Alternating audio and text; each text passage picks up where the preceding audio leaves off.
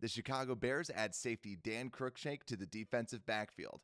Are they done adding talent? We talk about that next on the Unbearable Sports podcast.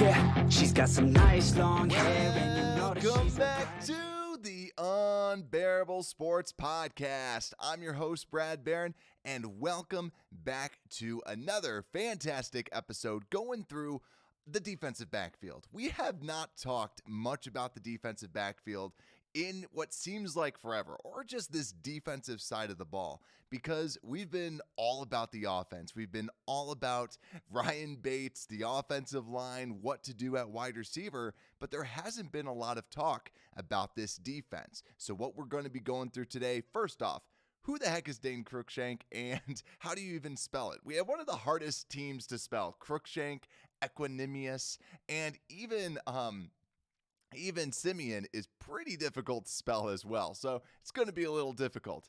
But let's go through who he is, and then who are the top 5 defensive backs that we could potentially sign. So just talking about the corners, talking about the safeties, and how realistic is it that Ryan Poles will actually bring in additional talent, or should we be waiting more towards the draft? So let's get started and break down Dane Cruikshank. So who is this guy? Exactly. So Dane Cruikshank was a 5th-round draft pick out of Arizona and really was known for his athleticism. He ran a 4.41 40 time. He's 6'1", 209, so has really good size for the position. But looking at him a little bit more, he was also fairly injury prone at his time with the Tennessee Titans. And also he started about 4 games for the Tennessee Titans, racked up around 32 solo tackles, and also, according to PFF, had a grade of about 59 overall. So not the best of grades that you want to see out of somebody that we're adding in. When you also look more so at his entire body of work, he doesn't seem like a starter. He doesn't seem like he's actually going to be the true starter. He might be competing with DHC unless we add somebody else in. I think of him more as a Deion Bush replacement than an actual starter. I could be wrong with that. Maybe Poles is absolutely over the hill with them, but I think realistically, he's going to be more of the Deion Bush replacement than the Gibson type of replacement at that starting spot. But also, just to get a little bit of background on what type of a position, what type of a safety he is, for the Tennessee Titans, he played free safety 179 snaps, 142 snaps in the box, and 72 in the slot. So he did play more predominantly in the deep safety type of a role, but still, if you tally up the slot and box numbers, you're still talking about majority in that box, in that slot, and it also makes a lot of sense. The Tennessee Titans used a lot of 3 safety looks, so he was kind of that third safety that would play down in that slot in kind of that big nickel type of formation. Another thing was he had a very, very good game against the Kansas City Chiefs. So Ryan Poles' Kansas City Chiefs, and he actually locked down Travis Kelce very well. I was watching some film on that, and it was very impressive. He was phenomenal with his hands, phenomenal in press man type of coverage against the best, or if not one of the best tight ends in the league against Travis Kelce. So it's promising to see that. And also, it always seems like a team adds somebody who did well against their team. And Cruikshank was very good against the Kansas City Chiefs. Might be one of the reasons why he was brought in. But also just going with his athleticism as well. Like we mentioned, a very good athletic player. So scored in the 97th percentile in bench press, 84th in height, 80th percentile in weight, 82nd in vertical jump, and 84th in the 40-yard dash. So if you're just curious about that, vertical jump was 38.5 inches, bench press was 25 reps. These are all numbers from the scouting combine. So that was a little while ago, back in 2018, but still relevant nonetheless. Just wanted to bring that up just to kind of show what type of an athlete he actually is. Not the quickest, but still has that explosiveness, as you can see with the vertical jump and the 40 time. But like we said, we're going to have to see what he ends up playing as, because also an interesting tidbit, Spot Rack, where they're great with all the salary cap numbers, they actually have him listed as a cornerback, which I thought was very interesting. Everywhere else, he's listed as a safety, but that might be because he played a good handful of snaps in the slot, which is not crazy for safeties to do, but I just found that a little bit interesting because he can play. He's kind of been that little the big nickel type of safety, just like a DHC. So it'll be interesting. It's a solid pickup, a young player that has good athleticism and good size, which is what we want out of this defensive backfield. It seems to be that's what Eberflus always goes for with his defensive backs, and that's why we ended up getting someone like a Cruikshank. But besides that, we have to talk about the rumor. Before we get into the top 5 corners, top 5 safeties that the Bears could potentially be looking at, we have to talk about the rumor about Patrick Peterson. Actually, is it really more of a rumor if Patrick Peterson mentioned it? So, Pat Pete, he has re-signed with the Vikings, but then was on a show and mentioned that the Bears had interest in him and wanted to potentially sign him. So, seeing that, that's really interesting because it just shows that Ryan Poles has interest in the cornerback position, has reached out because we really haven't heard much. All the rumors have been on the offensive side of the ball, it seems. It seems like there's not a lot on the defensive side. Really, the only other rumor that we've had is would the Bears would they actually sign Larry Ogunjobi for a cheap deal? That's one of the big things that has been coming out as of recent is, what if you sign him for a prove-it deal to show that he's not actually that injured? That'd be interesting, but we'll talk. We're talking about the defensive backs right now. But Patrick Peterson, knowing that the Bears had some form of interest, really kind of just shows why the Bears, like what type of a player the Bears would be looking for in the defensive backfield. We talk about Cruikshank being a good athlete, good size, good speed, but also Pat Pete is 6'1", yet again, a very big corner. Xavier Rhodes, 6'1", he's about 220. I didn't realize he was that big of a corner, but that's the types of people that we're trying to get in Eberflus's defense. Big players and fast players as well. So it was just interesting to see that the Bears were at least showing interest, and hence the reason why we're going to be going through just the top 5 safeties, top 5 corners. There's a lot of people out there. Seems like the Bears always sign somebody that we've never really heard of, like a Cruikshank, or wasn't expecting people like the guard that they got from the Vikings. But let's go into I just want to show the depth chart because I want to just talk about where we're at right now as a team. Because when you look at the depth chart overall, it's kind of interesting because the defensive line, I feel fairly okay with. I think we still need one other player because we have Justin Jones. Al-Qadim Muhammad is listed as the starter right now, according to ESPN, and Robert Quinn, obviously the starter opposite that. Linebackers, you're talking about Nicholas Morrow, Roquan Smith, and then we definitely need one because Ladarius Mack is probably not going to be the sub linebacker. So to me, when I'm looking at the front 7, you might need another defensive interior player because Kairos Tonga right now is listed as the starter, unless they absolutely love him as that whole 1 tech, 0 tech that can kind of absorb 2 guys. But then also, as we get to the corners, this is what's really interesting because our corners, we pretty much have the same starters as we did last year, for better or for worse, because obviously there was a lot of issues with our corners. We had Duke Shelley as the starting slot corner and played. It was just very like subpar, I would say. It wasn't terrible. I think about like a Buster Screen. Buster Screen, you saw people constantly always targeting screen. And with Shelley, it didn't seem like we had that level of targeting, and it might have been because of the other corner, which was Kindle Vildor.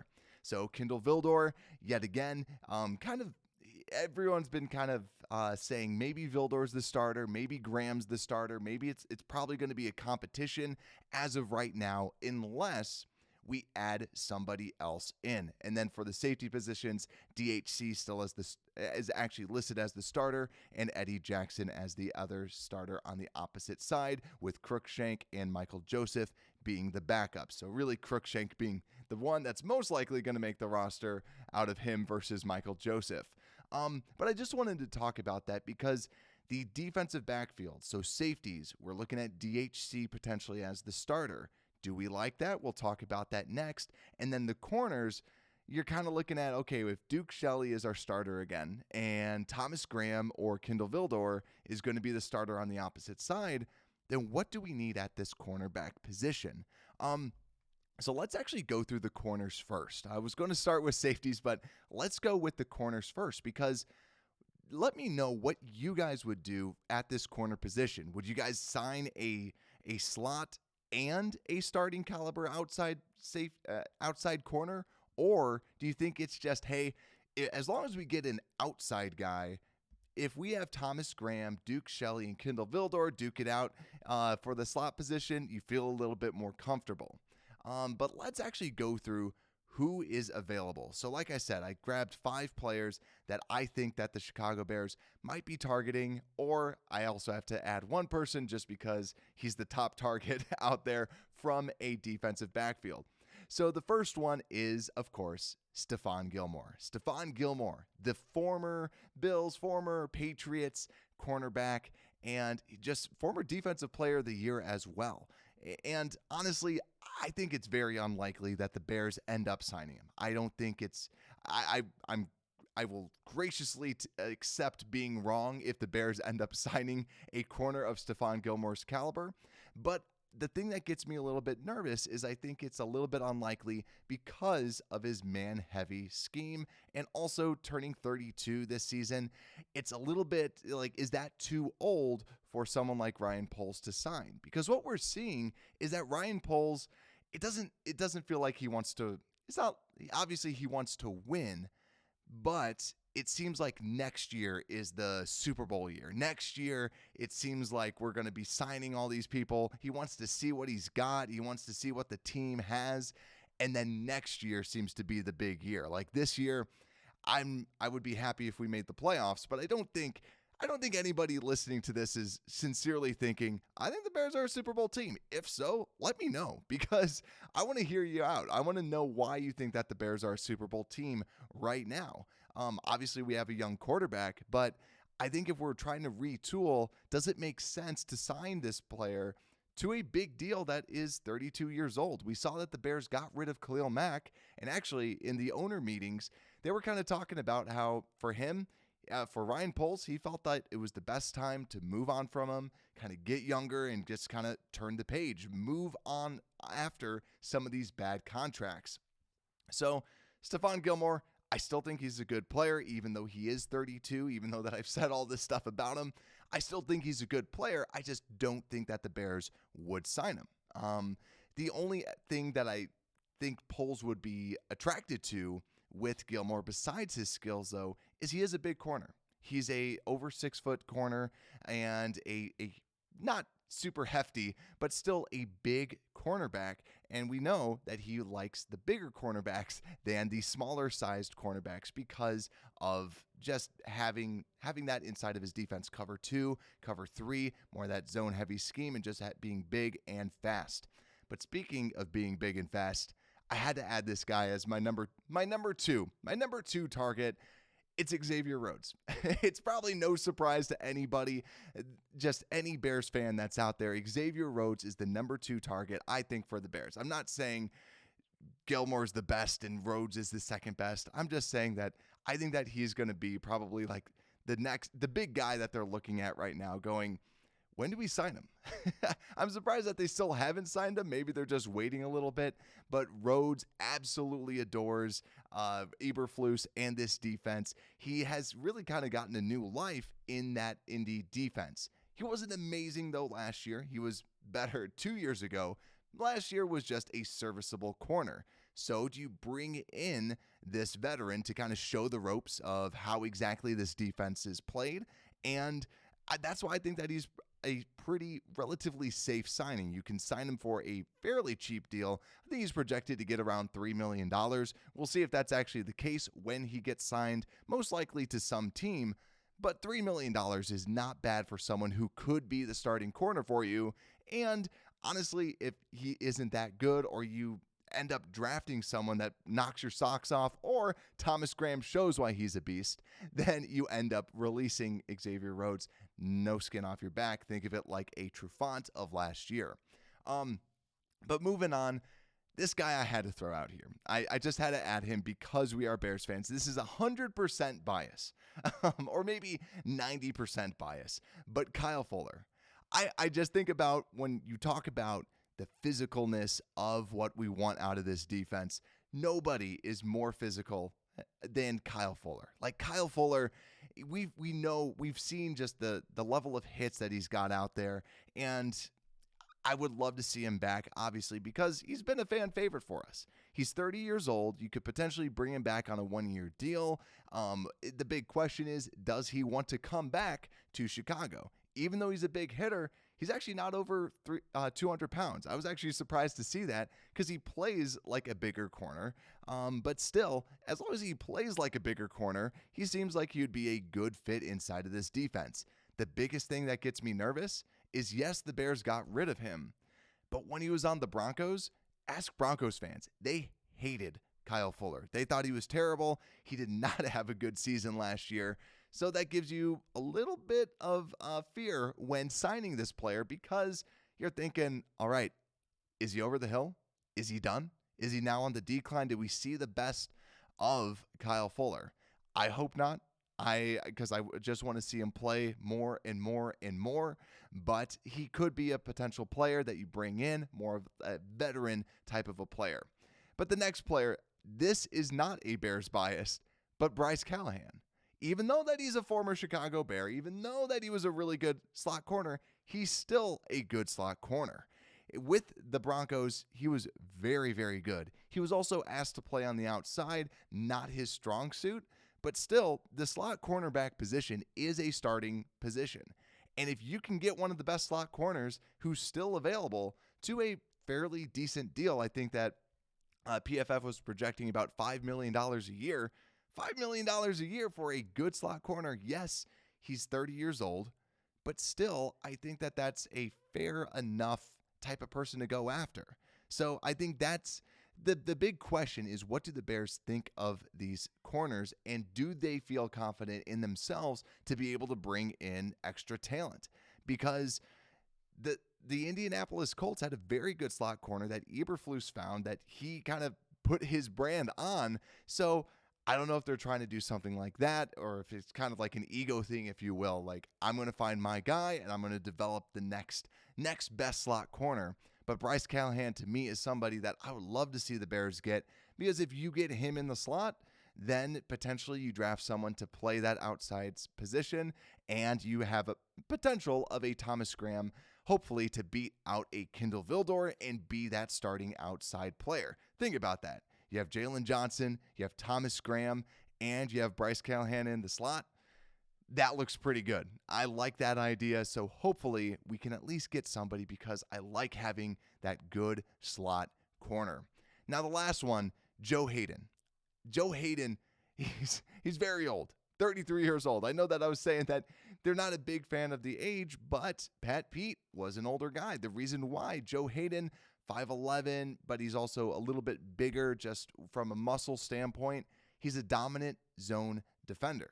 So to me, if we're playing heavy zone at his old age, you can bring him in to play zone. That's what the Steelers did, and he was a very good contributor for them at that cornerback position. He also plays predominantly on the opposite side that Jalen Johnson likes to play on as well. So you can naturally have them separate on both sides. The only thing that gets me a little bit nervous, a spot where Joe Hayden, besides his age, that makes me nervous, is that he has struggled in press coverage. And if we're playing predominantly cover 2, think about like a Peanut Tillman, always up at the line, always getting his hands on receivers. If that's not Joe Hayden's strong suit, then that could be seen as a huge weakness, and he's not even going to be considered. Because in a cover 3 system, that's usually where you see like a Kyle Fuller who would always kind of play off on that receiver. Another reason why Kyle Fuller might not be back, but I just had to have him on the list. But Joe Hayden, he needs that cushion. He needs that inside of the cover 3. That's because of his age. And that's why maybe we take a look at him because of the age, because of the size, and the dominance inside of the zone defense. But it's all about that cover 2. So it's just something to be out on the lookout for. So that's 5 corners to be on the lookout for the Chicago Bears. I left some of them out because, like I said, they're going for that size. A lot of the people that are still available are smaller in stature. I'm looking at a Steven Nelson out of the Eagles, a very good zone coverage guy that I actually had on the list but removed because I'm like, I don't see the Bears wanting to get a smaller cornerback. I could see them wanting to go bigger. But the last guy, I had him on there, even though I said 5, I wanted to bring this guy up, and that's Jimmy Smith out of the Baltimore Ravens. I honestly think he's probably going to retire because he had a very bad lower body injury. So to me, I think that he's going to be done. He's going to be 34. So in cornerback years, to me, cornerback has become like the new running back from as soon as you hit 30, it's just downhill. So Jimmy Smith, I think to me, is someone to look at because he's 6'2", 210. He's a very, very, very big corner. So if we want a physical big corner, you can't get bigger than that. You can't get more bigger, more physical than a Jimmy Smith. So that's why I think he's at least a dark horse that I don't see a lot of people talking about that the Bears could be interested in because of that just natural size of that type of a player. But let me know who you think. Is there somebody out there, maybe a Robert Alford, that you really like that you want the Bears to look at? But yet again, there's a lot of really good corners in this draft that could be dropped to the Bears. We talked about this during the mock draft Monday. There's a lot of great talent. Petrie out of Baylor is someone that I really like. He's more of a safety and a corner, but that's kind of the reason why I like it. Safety and slot, where you can kind of play him in all those different spots. But there's a lot of players that we can get at that cornerback position inside of the draft. So let's change gears. Let's go to the safety. So we just added Cruikshank. So Cruikshank as a safety, as the backup.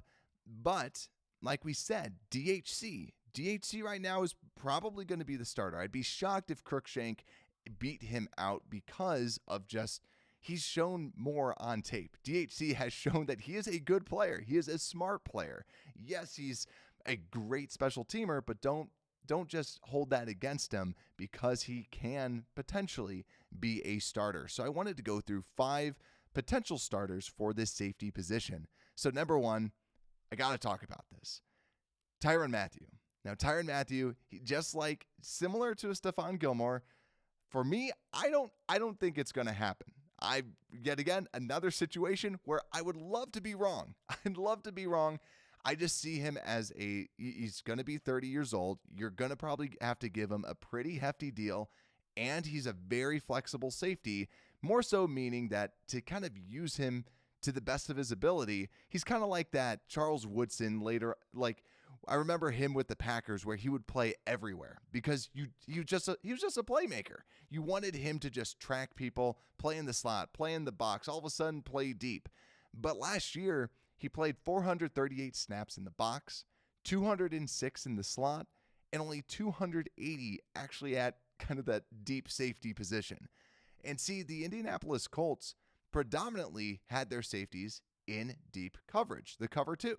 So you, in some situations, even like for the Bears, you had some safeties that played kind of 50-50, but pretty much every safety that I was looking at for the Indianapolis Colts played the most snaps, like 2/3 of their snaps in deep coverage. So that's why I'm trying to look at who's very good at that deep coverage. That's why I'm iffy if Poles would actually sign Tyrann Mathieu. If the Bears sign Tyrann Mathieu, I'm more than happy with that because he's a playmaker. He can obviously get interceptions, make plays on the ball, but he's also a leader. Having him and Eddie Jackson back there would be really good and hopefully kicks Eddie Jackson in the butt to say, hey, you got to play like this guy. This guy deserved to be the top paid safety at one point.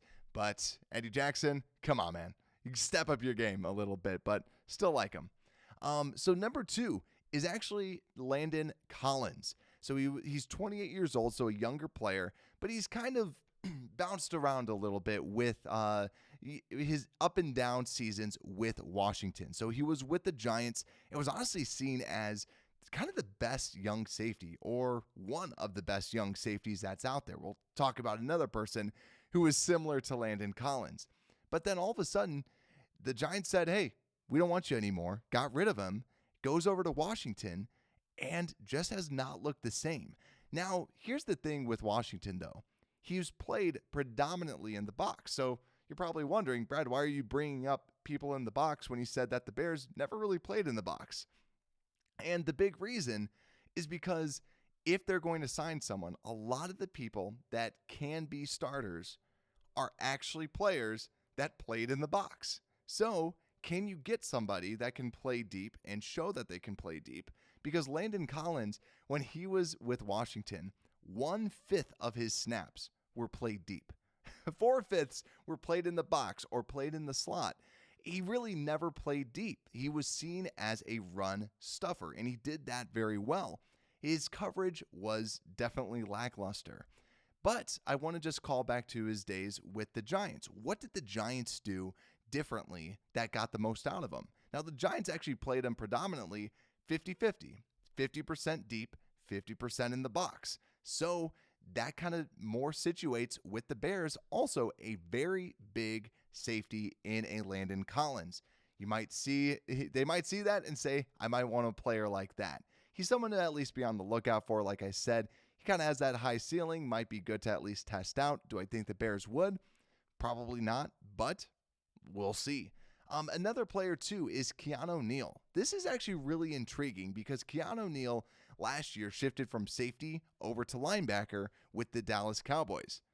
It did not work.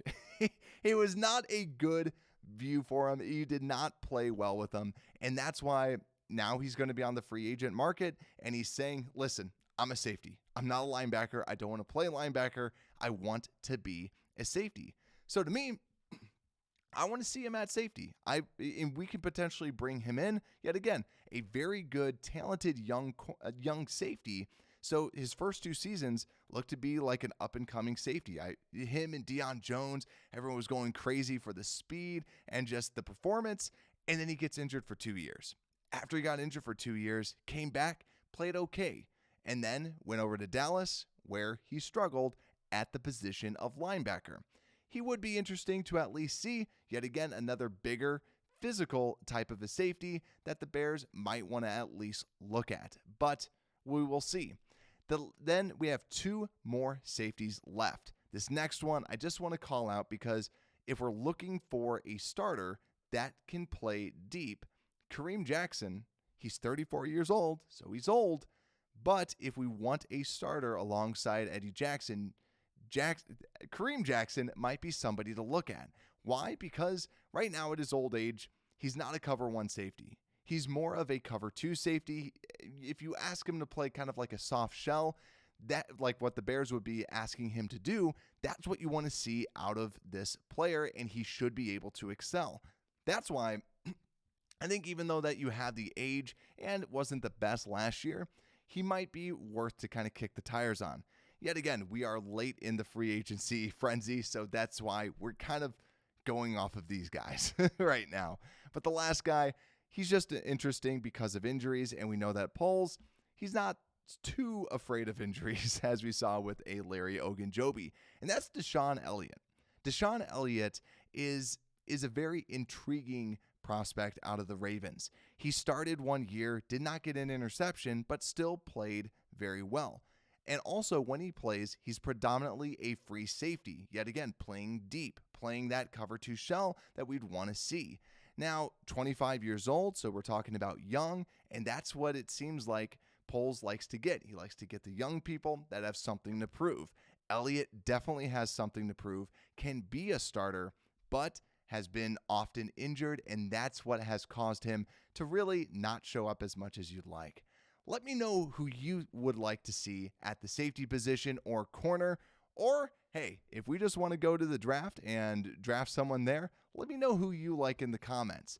And as always, make sure to like, make sure to subscribe, and Unbearable Sports Podcast, we're out.